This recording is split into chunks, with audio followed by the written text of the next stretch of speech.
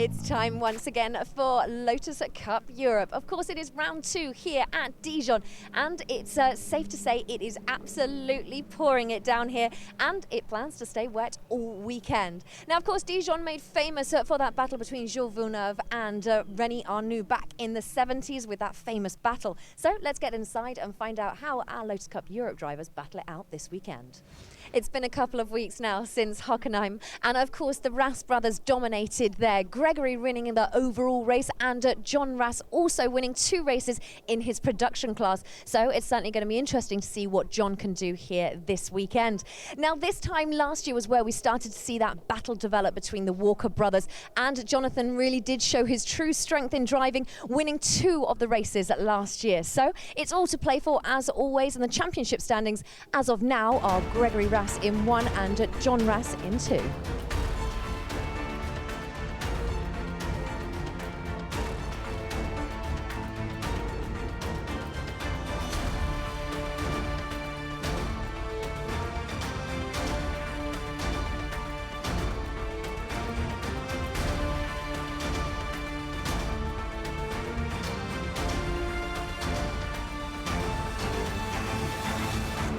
John Walker and Jeremy Lorenko take up positions P1 and P2 here for our race at 1. But some drivers to keep your eyes out for, of course, Philippe Loup and Jean-Baptiste Loup, starting in 7th and 9th respectively. Now they're the father and son combination, so we're certainly going to see some exciting battles from them. In qualifying, the circuit was absolutely soaking, and it looks like the heavens are about to open. So this certainly could be an exciting race. It's a rolling start, so it's time for us to move out the way and you watch the action.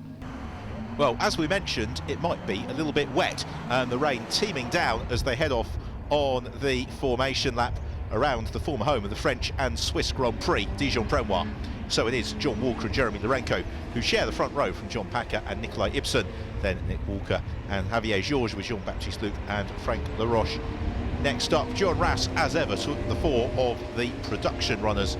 He is on row 7 alongside Marcus Mikovic. Christophe Legendre should improve from 15th, and still they keep coming. Absolutely gigantic grid. Great to see David Harvey back in Lotus Cup Europe competition. In all, 33 of them with Yves Couraman completing the grid in the Team Rhino car, although the field in the Lotus Cup Europe is far from extinction. Huge entry once more this weekend in Dijon as they come towards the conclusion of the sighting lap, and this is going to be something of a voyage into the unknown for the drivers. Very tricky, treacherous conditions, also some high-speed turns with plenty of elevation changes. So the pace car waiting until the last possible moment to pull into the pit lane, which it does now. So it's the responsibility of Jonathan Walker to pace the field as we are in car with Jean-Baptiste Loup, and away we go. Quick consultation of the mirrors from Jean-Baptiste, and he looks to gain ground almost immediately as they sprint towards turn 1. And it's Walker who's got the early advantage from Jeremy Lorenko. A little bit of a wiggle there for Legendre in the number 92 car. With Jean-Baptiste Loup right in the thick of the action and getting thoroughly drenched for his troubles as well. The 211, of course, being the open cockpit machinery, whereas it's Exige V6 Capars which are heading the way, which is Jonathan Walker, who is out front, I think, from Lorenko, and then Nicholas Walker, as the rest of the field tiptoe their way through. So they head downhill and on to the extension here in Dijon-Prenois that was built, if memory serves correctly, ahead of the 1974 French Grand Prix.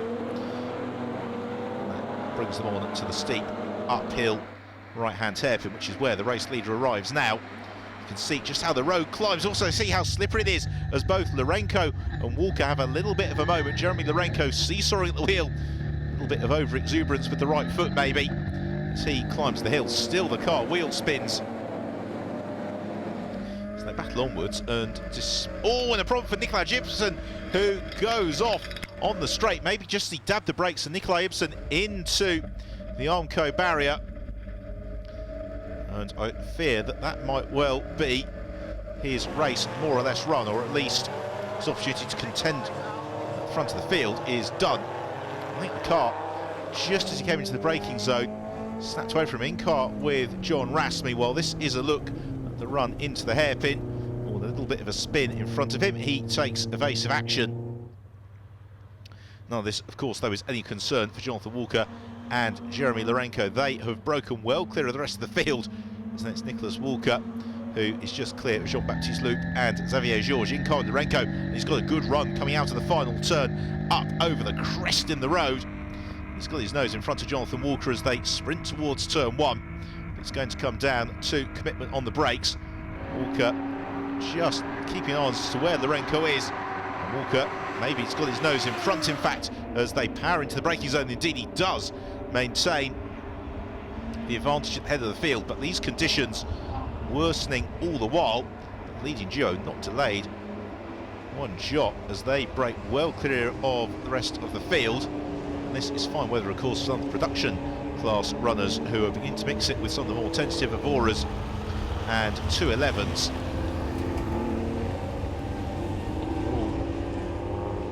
On their way, got waved yellow flags coming into turn 1 and possibly a safety car board as well. It's not delaying the leading duo. They continue to battle wheel to wheel, flicking through the chicane. This, of course, the scene of that 79 scrap between Arnoux and Villeneuve.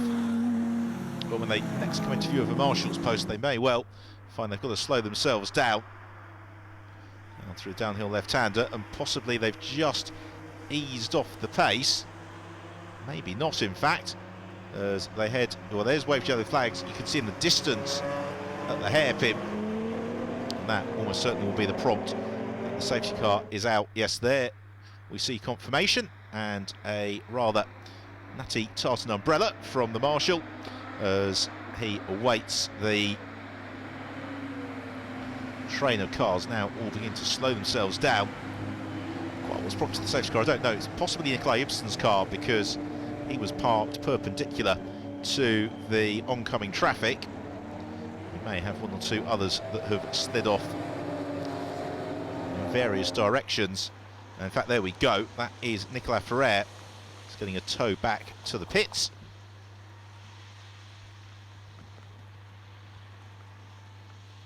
Always a sorry sight to see a racing car under tow, particularly so early in the race. Hopefully he'll be refettled in time for race 2. Also Nikolai Ibsen, Exige V6 Capar, powered under its own steam fortunately, but sporting unfortunately a fair bit of cosmetic damage.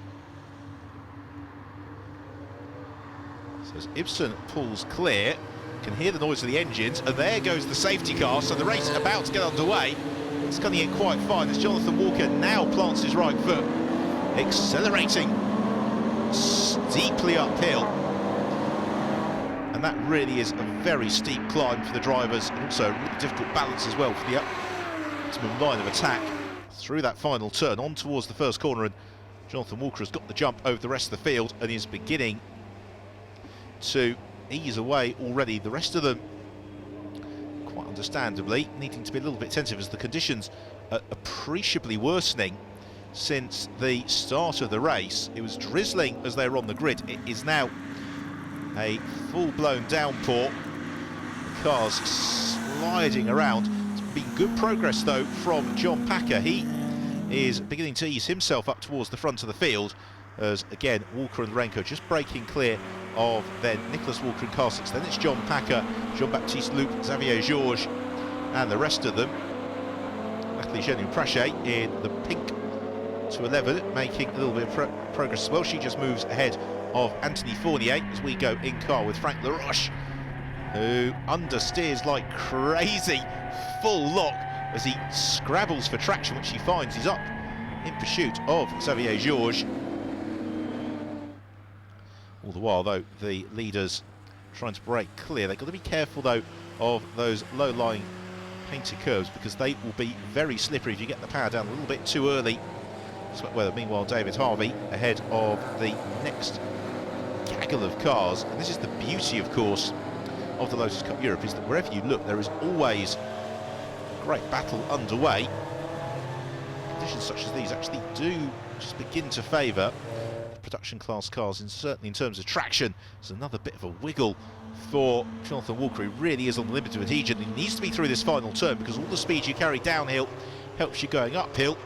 As unfortunately is a spin for Yves Couraman. The leading duo flash through once more and are now beginning to kick up some fairly sizable plumes of spray. Michael third then darts across the line, and John Packer looking, if he can, to ease up into third place. In car with Jean-Baptiste Loup. He's in the thick of this fight for third and closes up onto Nicholas Walker and runs out wide and finds a lot of traction there. That's a lovely pass from Jean-Baptiste Loup. He can make it stick, indeed he does. He just let the car run on. And in conditions such as these, you have to take it almost corner by corner. So it's Packer up into third place from Loup, and then Walker go in car with Jean-Baptiste Loup, really having to correct the wheel all the time. Out front though, Jonathan Walker leads the way from Jeremy Larenko. Welcome back to Lotus Cup Europe. We are here at Dijon Prenois for the second event of the season, as Jonathan Walker leads the way in incredibly treacherous conditions. The car's really squirming for grip as they fight their way around this legendary French circuit, and I suspect by the checker flag, possibly notorious in the eyes of many of the drivers. So here's the battle for the lead though, because Jonathan Walker is not having it all his own way. Jeremy Larenko is right there in pursuit as they come up over the crest, edging towards 200 kilometers an hour. She hits now as we get along the grid hatchings, very, very high speeds in such difficult weather. So the leading duo sprint through, and again Larenko shows himself to the inside of Jonathan Walker. Walker closes the door, kicks up plenty of plumes of spray. In car with Larenko, he seesaws at the wheel. There is Xavier Georges, he's in pursuit of Franck Laroche, and they have got Steve Williams just behind them.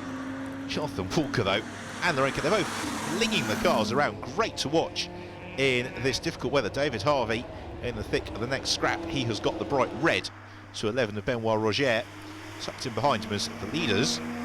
Closer than they have been, really. At any stage in the race, and Larenko, you get the sense, is beginning to really begin to apply the pressure to Jonathan Walker,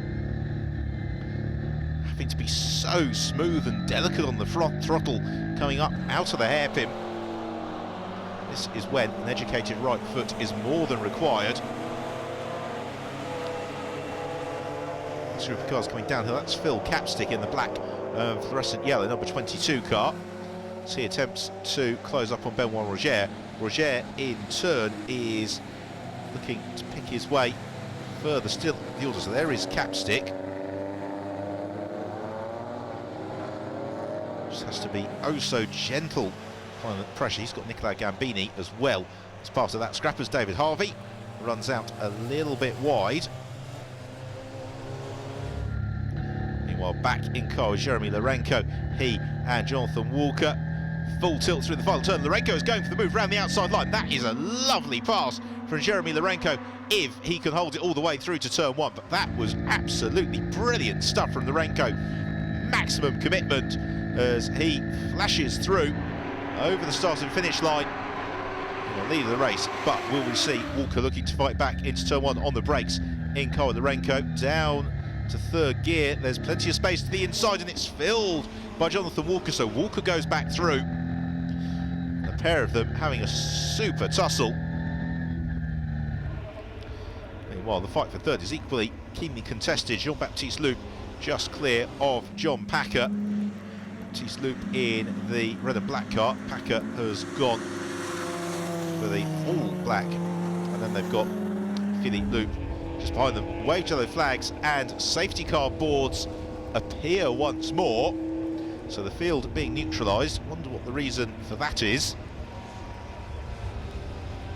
Well, Dijon circuit right in the heart of wine country, and you suspect that the Lotus Cup Europe drivers might find the time for a glass or two at the conclusion of this race, because they are doing remarkably well to circulate so competitively in really treacherous weather, because not only have you got the rain coming down, you've also got a circuit with lots of camber changes mid-corner. Here's the reason for the safety car, and it's Franck Laroche and Xavier Georges disagreeing over the right to the same piece of tarmac. Xavier Georges in the gravel trap, Franck Laroche with a slightly battered Exige. as Jeremy Larenko arrives scene of the instant. Franck Laroche walks away. Both cars very close to the proximity of the circuit. They're not the only ones who've been caught out. There's Jean-Pierre Genou-Prache having a quick spin. Also in car with Jean Bottier. Oh, one way then the other. Around we go. And into the gravel trap. He may require some assistance to get out of there. So that is one stuck Elise. So Franck Laroche looks on stoically. Xavier Georges is dragged on his way to a place of safety. With the pace car coming past, I just wonder whether or not we may run out of time to get this race back underway. Drivers consult as to what went wrong, and indeed we do have the red flag coming out, and with some 20 minutes ticked down on the clock, that is enough for the result. So John Walker wins it just from Jeremy Larenko. A great scrap with Jean-Baptiste Luc completing the podium from John Packer, and then Philippe Loup and Nick Walker. Top production runner, of course, was Jean Rasse in 9th position, just clear of Markus Nikovic.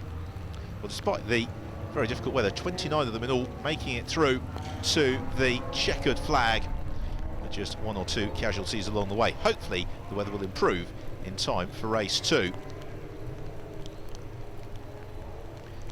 But as the rain continues to team down, an opportunity for Jean-Baptiste Loup, Jeremy Larenko, Nicholas Walker to celebrate on the podium in Dijon.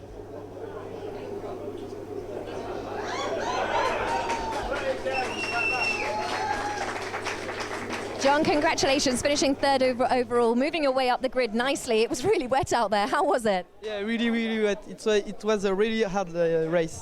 Yeah, really, I'm really happy for the results and also for the team, because it's our first victory here in Dijon and of the season. So on to race 2. It's going to be as wet as you started off and finished off in race 1. Have you learnt anything about the circuit now? The circuit, I know it since qualify, and I don't know, but the weather can change between the first and the second race, so we'll see. Jeremy's second in class, 2nd overall. It was obviously wet out there. How was it for you? I am very pleased, very happy. It was a good race for us. The weather did not really affect me. I'm so happy for the next race. A first race win of the season. It's absolutely brilliant. Yes, really pleased. We had a wet race here last year and we got wet every session this year, so we're getting used to it in the wet. So this is where last year you really sort of started to show your battle mentality, and you really were going for it at Dijon last year, and it's obviously shown true again this year. Yeah, it was a good race, but we didn't get a chance to kind of finish business, if you like. You know, there were only actually 3 laps of racing, 2 long safety car periods, so I think everyone's looking forward to the race this afternoon and crack on and finish what we started this morning. Definitely, and it's obviously pouring with rain. The circuit is going to be even wetter, quite as wet as qualifying, so you're used to driving out there. Tell us what it's like in this slippery conditions. Do you know what? It started raining a little bit about 2 laps into the race, and before that it was slightly wet but greasy. Once there was a layer of water on the surface, it actually was a bit easier to figure out where the grip was. So, you know, maybe this afternoon it won't be too bad, as long as there's not too much standing water. John, 2nd in class, 4th overall. That was a fantastic race, although there wasn't much racing, but what you did good. Yeah, so I qualified quite well yesterday. I think I was 3rd overall and 1st in class, but today obviously the safety car didn't allow us really to race, so it was good while it lasted, but a lot of guys were going off and I just managed to hold 2nd place in class and 4th overall, so it was good, but hopefully the next race will be a lot drier, maybe. And we might have half a chance of actually racing, so yeah, I really enjoyed it. I'm very, very happy. I'm very happy for me because it's a difficult race with the weather. It's very hard for us. And I'm so very happy for my son, who is 3rd in the scratch class. It's very fantastic. I am very, very happy. Fantastic for me. It's a very good day. Dave Harvey, congratulations, 1st in class. It was obviously a slippy drive out there, but how was it for you? It was very, very difficult today. Just even seeing where you were going was quite an accomplishment, and the track was very, very slippery. 1st in class, but I had to rely on everybody else falling off ahead of me. Jason, congratulations, third in production class. Obviously very slippy out there. How was it for you? Yeah, not too bad. Took my time, got into the race. Unfortunately, say with the red flag, it cut short. But yeah, the car was handling well, and yeah, bagged a good third place. John, congratulations. Now that's the third win of the season. You must be happy. I can see a little smile on your face. You must be happy. Yeah, of course I'm happy. The race was very short, but very nice. I love when it's raining, so was not a big problem for me, and I think it's a good start for the season. Definitely a good start for the season. Now, obviously, the rain is coming down, the circuit even wetter than it was earlier. And how are you feeling going into race 2? I think we will have less rain in race 2, but it should be okay. It should be okay. Join us after the break with more action here at Dijon.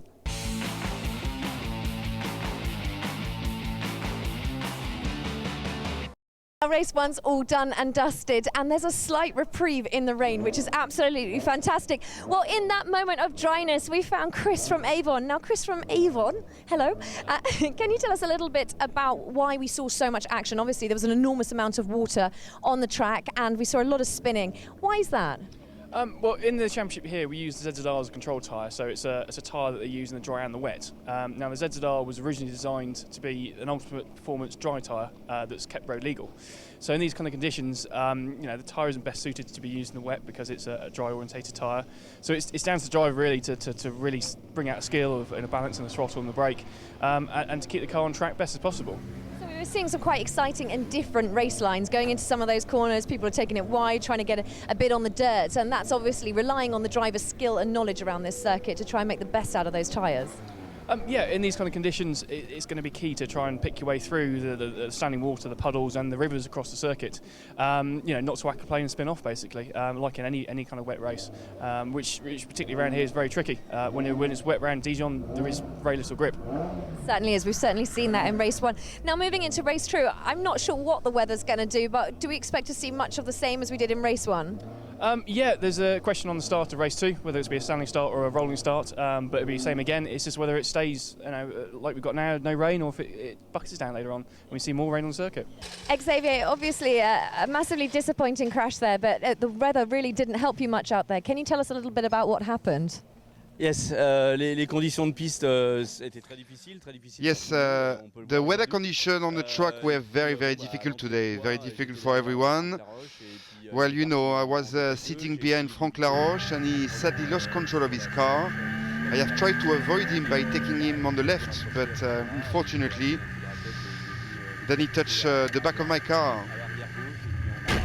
I'm not so sure what really happened, but I'm not sure I can fix the car now for the second leg. But as you can see, there is a lot of damage.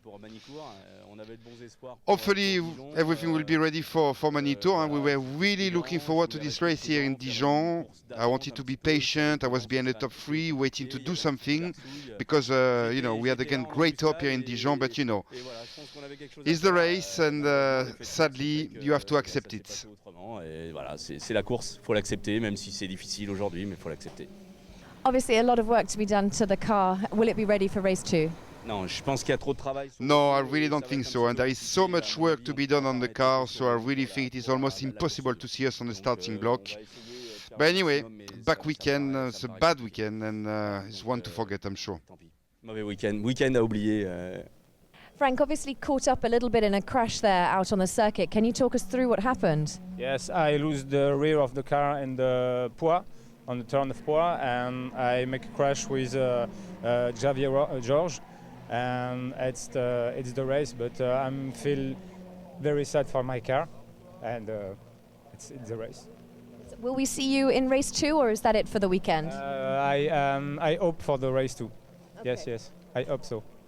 Now, there's one man that certainly knows what it's like to drive on the circuit here at Dijon, and of course that's Martin Donnelly. Welcome, Martin. Thank you very much. Now, tell us a little bit about the circuit. Obviously, this morning in race 1, it was really, really slippy. We only saw 3 laps of racing, and it was particularly tricky driving. Drying a little bit at the moment. So what's it going to be like for the drivers? Well, I think, having looked at the circuit just on the inspection there, it looks to be dry. So I think the guys will be sort of relieved. But bear in mind, it'll be the first time this weekend they've been on the track in semi-dry conditions. And that in itself brings its own challenges. So, but I mean, this whole circuit is synonymous with motorsports. It's steeped in history, and then for the Lotus on-track European series, it gives it that European flavour and you know, feel of European racing. And it's a great place to be, and you know, it holds many special memories for me. I won here in 1988 in the European 3000 series, and you to ask any driver, you know, it's a fantastic experience to be on the track. No, it is certainly an exciting circuit to drive on as well. You've got lots of sort of canvas ups and downs, difficult corners, so particularly challenging. And particularly now as the circuit's drying, there's going to be different sort of areas where they're going to find it slippery. This really does rely on the driver's skill quite a lot. Driver skill and driver setup, and obviously drivers have to be patient. It's a long race. I always say to any of the guys I speak to, you don't win a race in the first lap, but you lose it on the first lap. So caution is a better part of valor in the first part of the race, and just let the race unfold, get into a nice rhythm. And you know, there are lots of blind apexes, and you know, it comes with experience. And the last corner is an absolutely fantastic challenge. It's fast, it's quick, it's a high speed circuit here. All the sweeps are around the back. The first, second, third corners are all very fast. So again, they'll enjoy it. They'll come back with many stories.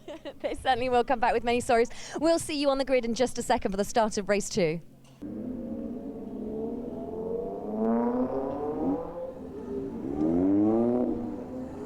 It's now time for race 2 in the Lotus Cup Europe, and of course this will be the first time all weekend that they've seen a dry track. 2.3 miles, and it will be slippy out there, but it's certainly going to be different to what they've been used to all weekend. So let's step out the way and hopefully see a full race this time. Well, after the very, very difficult weather that greeted them in the first race, this should hopefully be a little bit nicer as we get ready for the off, and away we go. This is a great start from Jonathan Walker. He sprints clear of Jeremy Larenko as they hurtle down towards turn 1. And once more it is Jonathan Walker from Larenko, then Nicholas Walker and Nikolai Ibsen.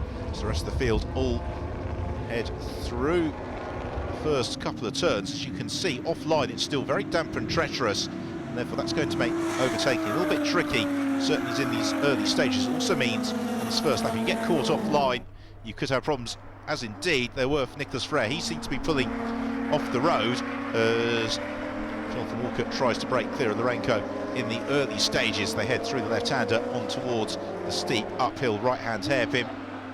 Larenko taking a slightly different line of attack, staying with Walker. There is Nicholas Walker. He's clear of Nikolai Ibsen, John Packer. The rest of them are all bundling through. John Rasse and Markus Lukovic beginning to engage in battle at the lead of the production class. There is the yellow car of Rasse. Here comes Lukovic just behind Eugenio Prache. Oh, and a big sideways moment for Jonathan Walker. He's really trying on this first lap, trying to break away from Larenko, because I think he knows that over the course of the 30-minute race duration, Jeremy Larenko may well come back at him. As into the gravel trap, that is Philippe van Pevenegger, and Philippe may struggle to recover from there, but he seems to have got traction. And sometimes when it's been raining and you engage second gear, you can just take advantage of the compressed gravel to get back on your way. Meanwhile, our race leader, Jonathan Walker, as a little bit further back, John Rasse and Natalie Genier-Prache do battle.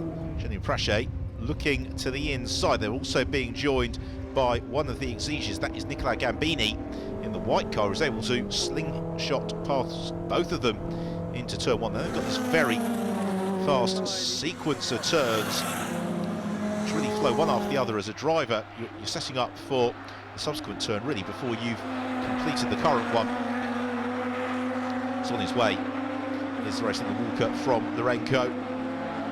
Nikolai Ibsen not really making any inroads at the moment into Nicholas Walker in third position. So one or two of them having a couple of adventures. I think that is a recovering Philippe Loop. Possibly lost some time at the start as Jean-Pierre Genier-Prache looks to the outside of Thierry Vahist. Nivora. So battles throughout the field as Jean-Pierre Genier-Prache makes that move stick. Benoit Roger, the next driver, in line to take his turn. And here's a look at Philippe Loop off the line. Loses the engine altogether. He's taking a couple of bites at getting it restarted as well. Fires into life. And he gets back on his way. Meanwhile, the leading duo breaking clear of the fight. It's not really quite come together yet for third and fourth. Then we've got the gap back to John Packer in fifth. He has got Steve Williams in the Avora just behind him. Then it's Christophe Legendre who moves to the inside of Jean-Baptiste Luc. We go in car with Jean-Baptiste as the road heads downhill. 2-11's running nose tail. They've got Nicolas Fournier as well. Not too far back. Jean-Baptiste Luc just looks to stick to the racing line. Meanwhile, windscreen wiper a go-go for Jeremy Lorenko. I think he may have just flicked the switch rather than that being the sign of any imminent precipitation. Lorenko moves through the gears. Still Jean Rasse and Dijon Prache doing battle. Rasse at the moment leading the production class. He's being a little bit held up here by the 211 because you can see in terms of corner speed that Jean Rasse is the match of the 211, but on the straights the open cockpit car just begins to pull clear. They've got David Harvey as well, not too far ahead of them up the road. Just caught a glimpse there of the recovering Philippe Loupes again. Jean Rasse looks to line up the move on Jenny Prache. This is the quickest corner on the circuit, really. An immense challenge for the drivers as the road falls away. You just have to keep your foot in and use the camber of the course to pull you back round uphill. Meanwhile, Nicolai Ibsen coming under pressure from John Packer. So that battle for fourth just beginning to close up. Meanwhile, Christophe Legendre taking his turn to challenge Steve Williams. Great race this, as the drivers really getting to enjoy running at full speed around the Dijon circuit and taking full advantage. But Williams is a tough man to overtake. Challenge for Legendre, who's got to make his move quickly because Jean-Baptiste Luc is in very close attention there. Indeed, it's Benoit Roger. He is behind Thierry Verheest, and they're all trying to chase down Phil Capstick. There is the Avora of Thierry, just covering his line. They've got Thierry Edmond as well in one of the production. These is looking to maybe do a little bit of giant killing.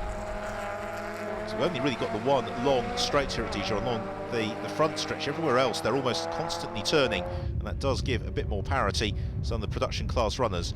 So John Rasse has got Philippe Loupes closing up onto his tail. Loupes, of course, who bogged down at the start. On to turns with the battle between John Rasse and Nathalie Genier-Prache. Rasse now looking to the outside of Genier-Prache, arriving into the downhill left-hander. Nathalie sticks to the racing line. Rasse in pursuit in behind.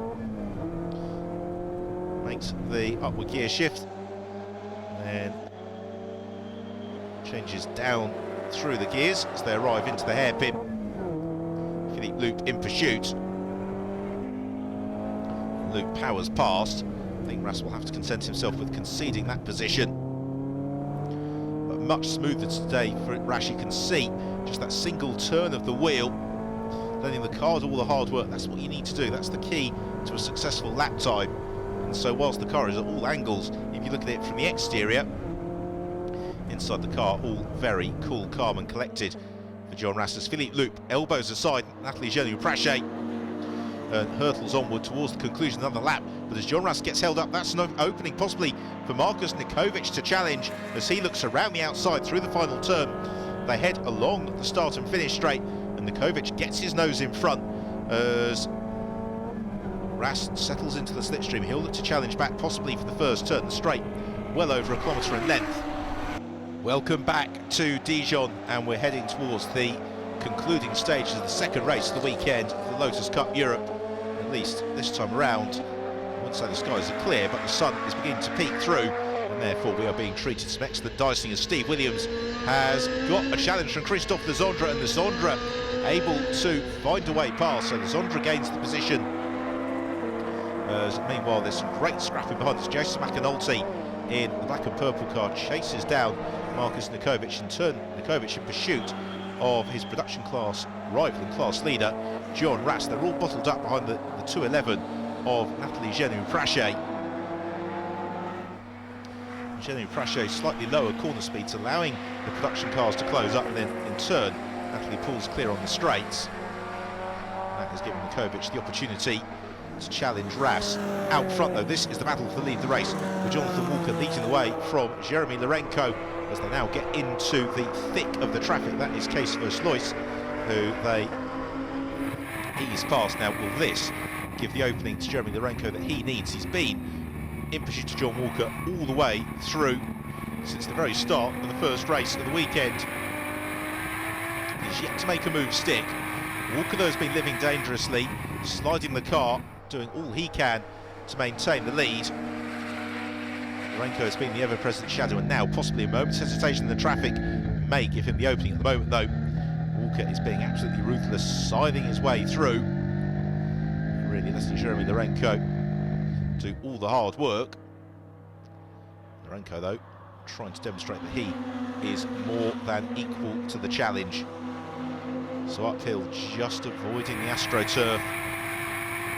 We look back from Jonathan Walker. And this is what Jeremy Larenko can see. The rear spoiler of the not dissimilar Lotus V6 Cup R as the pair of them head over the start-finish line. But Walker just seems to have that slight straight line advantage. He's making Larenko do the hard work, but Larenko now challenging or trying to the outside line. Seesaws at the wheel. And I think the true indication of Larenko's pace is going to be how quickly he can get back onto turns with Walker, if at all, of course. Meanwhile, John Rasse looking to try and ease past Nathaniel Prache, and Rasse now looks to the outside line through the hairpin. It's the turn of Jason McAnulty to begin to challenge, with Marcus Negovic still there,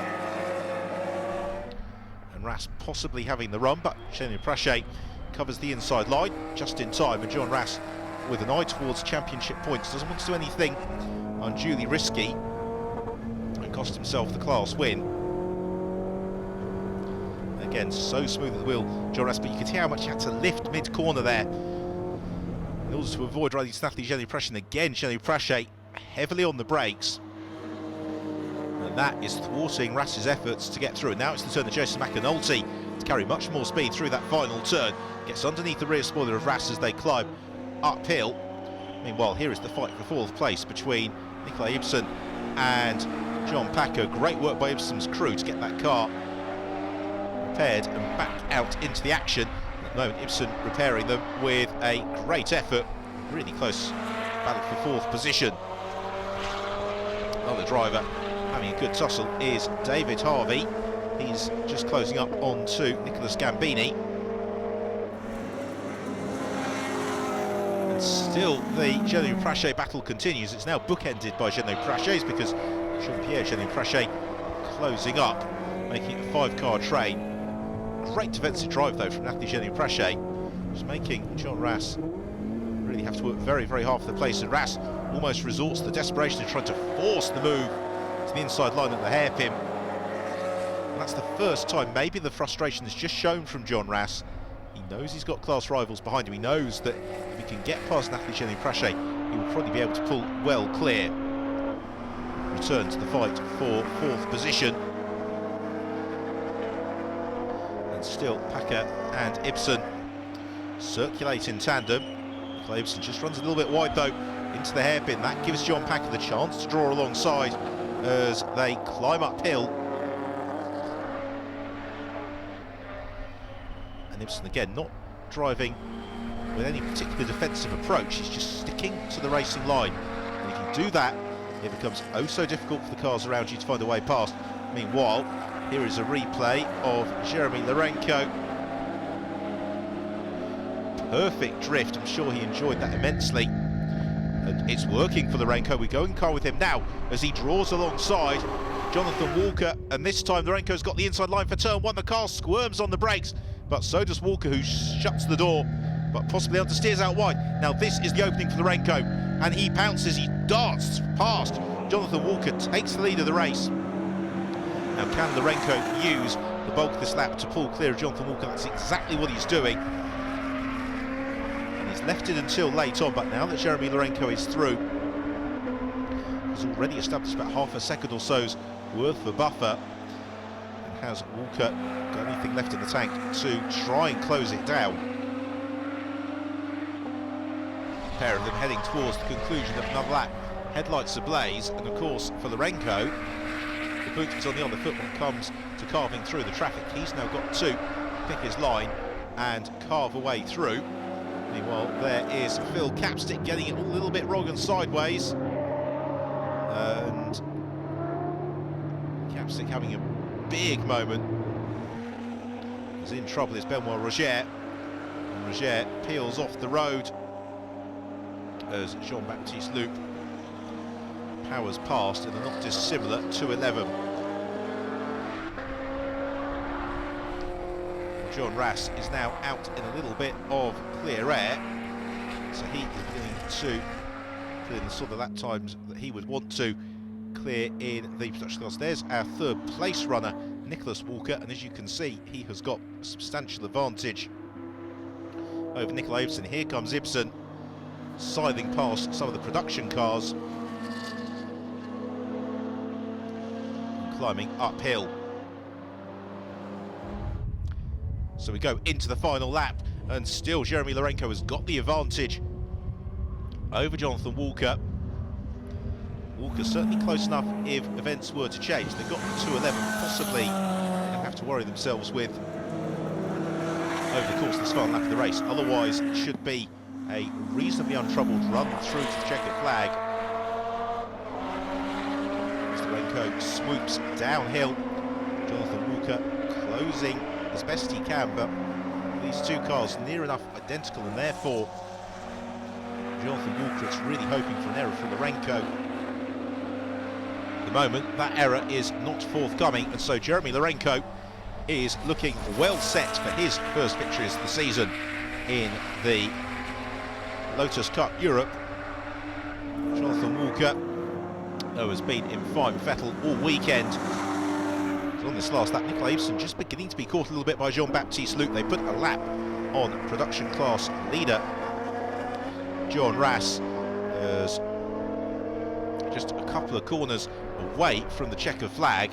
I think Jean-Baptiste Loup has got a little bit too much ground to make up, particularly with the quick car of Rasse between himself and Ibsen. So he's going to keep trying as the checkered flag goes out now to greet our race winner, Jeremy Lorenko. He is victorious in race 2 at Dijon Prenois, chased over the line by Jonathan Walker, and then a big wait for our third place car, Nicholas Walker. So a look at the classification. Lorenko wins it from Jonathan Walker and Nicholas Walker. Nikolai Ibsen in fourth from Jean-Baptiste Loup, and an excellent sixth for Steve Williams, just clear of David Harvey. John Rasse wins the production class in 13th after a dogged performance and that great scrap with Natalie Genu-Prache, who claims 16th at the flag. All in all, 26 of them made it through to the end of the race, with Rob Woolridge completing the classification. Unfortunately, one or two of them falling by the wayside. Particularly feisty drive from Christophe Legendre. So in terms of the championship then, Jean Rasse now well clear of Walker, with then Jeremy Lorenko and Thierry Edouin from Anthony Fournier. Jeremy, congratulations, a fantastic first win of the season. How was it? Incredible, a very, very good race, a very good pleasure with John, and I'm so proud of me and my team, and my friend Xavier was an accident in the first race, so I'm proud, very proud. Now, it was a tough battle with you and John. You managed to take it in the last couple of laps. Great driving. Yes, I hope.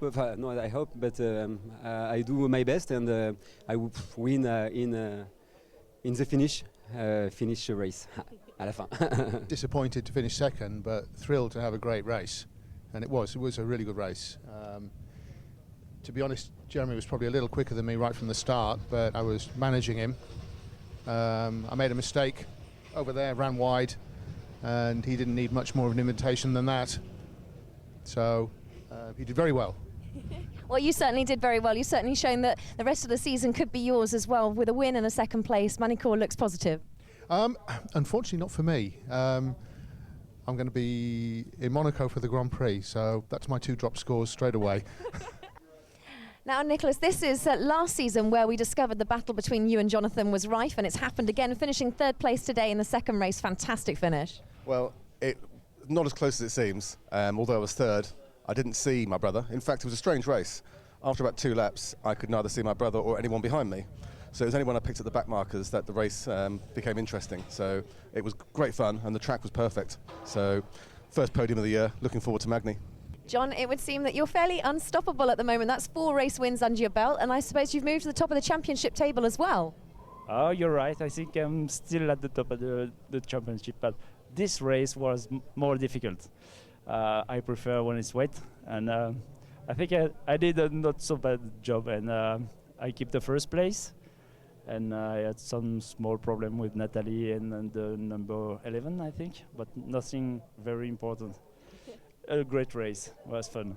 John Baptiste, what a fantastic weekend for you, finishing first in class and your first podium of the season as well. Fantastic. Yeah, 2 really beautiful races.